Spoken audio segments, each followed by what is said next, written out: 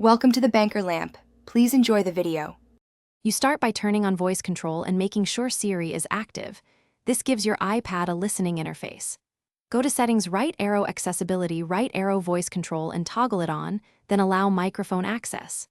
Once done, verify you have a numeric passcode set. 4 or 6 digits work.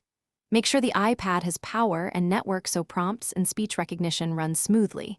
If you skip this, recognition can fail or timeout. Now proceed to set the unlocking command.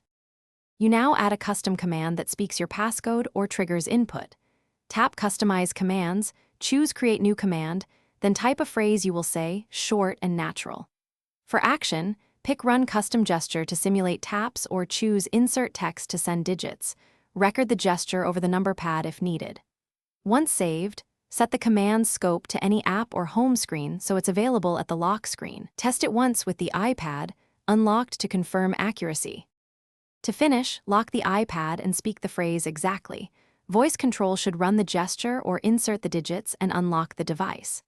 If it doesn't unlock, try re-recording the custom gesture more precisely, speak louder, or simplify the phrase because recognition is sensitive to phrasing and background noise. Make sure attention-aware features and Face ID settings aren't blocking actions. One troubleshooting tip: disable and re-enable voice control. Then test again. That often clears Thanks for watching. If this was helpful, leave a like and consider subscribing. See you next time.